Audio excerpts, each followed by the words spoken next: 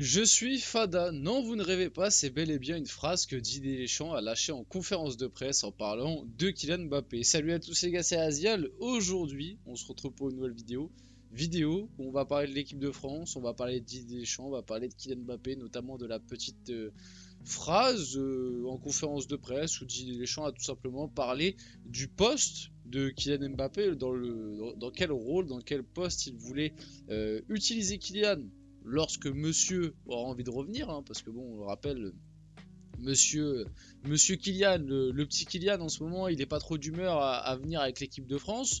Voilà, bon, ça n'a pas l'air de gêner grand monde, hein. La plupart des gens ont l'air de l'accepter et trouvent ça normal, voilà, que le petit Kylian, il choisit quand est-ce qu'il vient en équipe de France, quand est-ce qu'il vient pas. Voilà, en ce moment, il est un peu fatigué et il est un peu pas bien, donc bon, il préfère rester à Madrid tranquille. Donc, on va parler de tout ça. On va parler de tout ça, on va parler du poste, du rôle que Deschamps veut donner à Mbappé, quand il reviendra, parler de quelques actus autour de l'équipe de France. Il y a pas mal de choses à voir dans cette vidéo. Comme d'habitude, avant que la vidéo commence, n'hésitez pas à la liker, à commenter, à partager et à vous abonner. Ça fait toujours plaisir et ça aide pour le développement de la chaîne. Et nous, on va pouvoir y aller dès maintenant. Donc, Didier Deschamps. Vous allez peut-être dire que je suis fada de mettre Kylian Mbappé en avant-centre, mais ces deux derniers entraîneurs en club ont fait la même chose. Donc en gros, il a demi-mot dit que Mbappé, quand il reviendra du côté de l'équipe de France, il sera sûrement en numéro 9, comme c'était déjà un peu le cas, il l'a déjà un peu fait pendant l'Euro. Parce qu'on se rappelle que pendant l'Euro, bon, il était encore à gauche, mais il y avait cette fameuse animation où, avec ballon, il était à gauche, mais sans ballon, il passait en neuf et c'est Marcus Thuram qui devait se taper les efforts défensifs à gauche, exprès pour qu'il ne défende pas. On a déjà vu aussi Deschamps l'utiliser dans ce rôle de numéro 9 en équipe de France, même si ça a été un peu plus rare, on va dire, qu'en club. Bon, déjà, le truc assez marrant dans cette déclaration, c'est, vous allez peut-être dire que je suis fada, voilà. Je vais pas vous mentir, au début, j'ai cru que c'était un compte parodique, hein. J'ai cru que c'était un compte parodique, mais non, Deschamps, Deschamps, il a montré ses. J'allais me lancer dans une imitation d'accent marseillais. J'allais peut-être un peu galérer. Mais bref, Deschamps qui nous rappelle ses racines.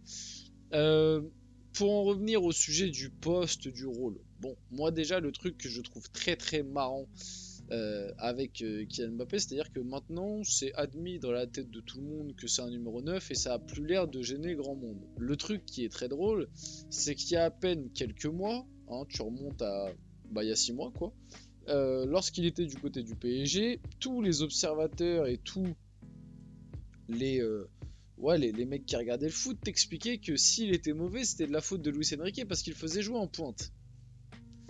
C'est comme quoi, hein. Des fois les retournements de veste, ça va très vite, hein. C'est quand même assez incroyable. C'est-à-dire qu'il y a 6 mois, tout le monde t'expliquait Mbappé, s'il est pas bon avec le PSG, c'est de la faute de Luis Enrique, c'est parce qu'il joue en numéro 9. Et là, maintenant qu'il est au Real Madrid, et là, Deschamps te dit que même avec l'équipe de France, il va l'utiliser en tant que numéro 9, ça ne dérange quasi, en tout cas, plus personne, et tout le monde trouve ça totalement logique et normal. Bon, bah écoutez, comme quoi, hein, des fois, en fonction de qui est l'entraîneur et qui est le club, hein, les avis peuvent changer, comme c'est bizarre. Non, mais plus sérieusement, si on doit être 100% honnête, moi déjà l'année dernière, j'étais pas contre lorsque Mbappé était en neuf au PSG. Moi, je vous l'ai toujours dit, l'avantage d'un Mbappé en numéro 9, c'est qu'on va dire, entre guillemets, tu as une équipe qui est un peu plus cohérente sans ballon. Tu peux un peu plus défendre et t'as pas ton côté gauche qui est à chaque fois délaissé, oublié, et ça peut être un très gros avantage pour les adversaires. Donc par rapport à ça, le faire jouer en neuf sans ballon, c'est limite à l'heure actuelle le poste où il est le moins dangereux pour l'équipe. Maintenant, c'est vrai qu'avec ballon, c'est pas le rôle où il est le meilleur, hein, si on doit être honnête. Je le préfère à gauche, moi personnellement, mais je le trouve pas non plus dénué de qualité pour ce rôle de numéro 9. Maintenant, c'est quand même dans certaines dispositions et animations. Je trouve quand même qu'il est très limité pour un rôle de numéro 9 tout seul. On le voit, on l'a vu l'année dernière au PSG, on le voit cette année du côté du Real que numéro 9 tout seul en pointe, c'est quand même compliqué, surtout avec sa nouvelle manière de jouer, c'est-à-dire la manière de je ne prends plus la profondeur, je ne fais plus d'appel dans le vide, je viens tout le temps décrocher, tout le temps chercher le ballon dans les pieds, je suis jamais dans la surface. Donc quand tu es un numéro 9 qui est jamais dans la surface, qui fait pas d'appel, pardon, c'est quand même compliqué. Mais en plus de ça, tu sais, il a pas les qualités, je trouve, il a pas les qualités de jeu de tête, d'appel tranchant dans la surface, de savoir couper devant un défenseur sur un centre.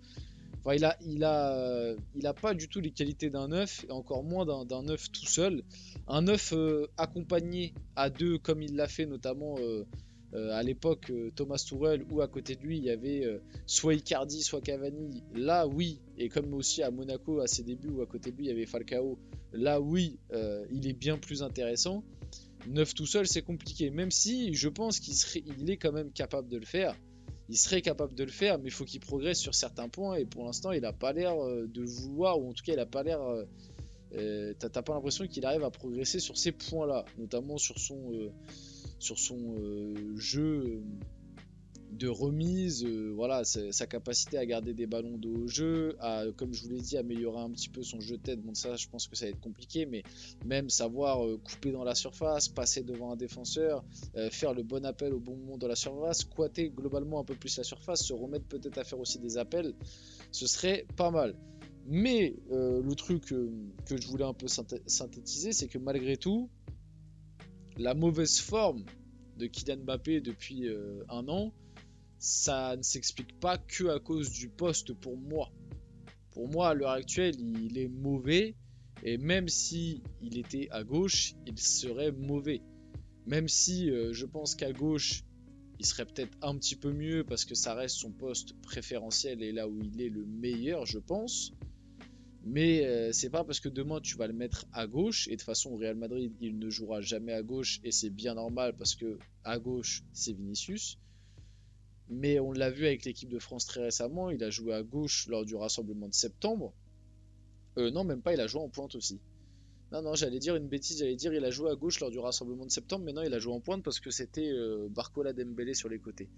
Donc non, excusez-moi, j'allais dire une bêtise, mais je me rappelle de certains matchs qu'il a fait à gauche avec l'équipe de France, en tout cas avant l'Euro, et où il était quand même pas très très bon, notamment de l'amical face à l'Allemagne où la France perd 2-0 si je me trompe pas, et où il se fait complètement manger par Kimmich, et pourtant il était à gauche. Donc pour moi sa mauvaise forme ne vient pas du poste. Voilà, il y a d'autres explications, mais le poste n'est pas la seule raison de la très mauvaise forme de Mbappé. Et si du coup il veut s'imposer en tant qu'avant-centre, parce que ça a l'air d'être la direction de sa carrière, que ce soit au Real ou en équipe de France, il va falloir qu'il progresse sur beaucoup d'aspects. Même si je le dis, je le répète, je suis pas hyper fan d'un Mbappé tout seul en pointe, mais je pense malgré tout qu'il pourrait le faire s'il arrive à peaufiner 2-3 trucs. On enchaîne un petit peu. Kylian Mbappé soutient à distance ses coéquipiers du soir. Voilà, il a fait sa petite story devant sa télé de Italie-France. En vrai, ça fait plaisir. Didier Deschamps a aussi déclaré il y aura des changements pour le match du coup face à l'Italie. J'ai besoin de voir certains joueurs. J'ai mis cette décla parce que bon, même si maintenant c'est passé, je voulais réagir à quelque chose. C'est que je trouve ça quand même inquiétant que face à l'Italie, c'est plus limite l'équipe B, entre guillemets, de l'équipe de France qui a joué, et que cette équipe B a proposé bien plus de trucs que les titulaires de base. On va pas se mentir que l'équipe qui a joué face à l'Italie, sauf 2-3 postes, c'était globalement les remplaçants. Comme j'ai dit, à part 2-3 joueurs, tu vois, Koundé, la défense centrale, bon, ça peut se taper en tant que titulaire, même si Upamecano a quand même un certain crédit. Il y avait Maignan au goal. Au milieu de terrain, on peut se dire que Rabiot peut être un titulaire. Mais après, grosso modo, le reste, c'était plus des remplaçants, je pense, en tout cas de base. Et là, les remplaçants ont marqué beaucoup de points. Mais il y a aussi une question à se poser par rapport à ceux qui jouent habituellement. Est-ce qu'il n'y a pas un problème de discours? Est-ce qu'il n'y a pas aussi un problème de comment dire, de acquis, tu vois, en gros, ma place en équipe de France elle est acquise, donc entre guillemets je me relâche un peu et j'en fais moins dans ce style de match là. Et là on l'a vu, des joueurs qui peut-être avaient des points à marquer, ils ont réussi à en marquer. Je pense à Guendouzi, je pense à Manu Koné, on peut même penser à un Nkunku qui je trouve a été bon. Donc à un Lucas Digne, aussi, un peu, faut pas l'oublier. Bon, Rabiot il a marqué aussi des points en mettant ce doublé, mais comme je vous l'ai dit, Rabiot je pense que dans l'esprit de Dédé c'est un titulaire ou à la limite un 12-13ème quoi. Donc ouais, il y a pas mal de remplaçants qui ont marqué des points, ça fait plaisir, mais pour moi ça pose aussi la question des titulaires habituels qui jouent peut-être un petit peu plus la main dans le slip.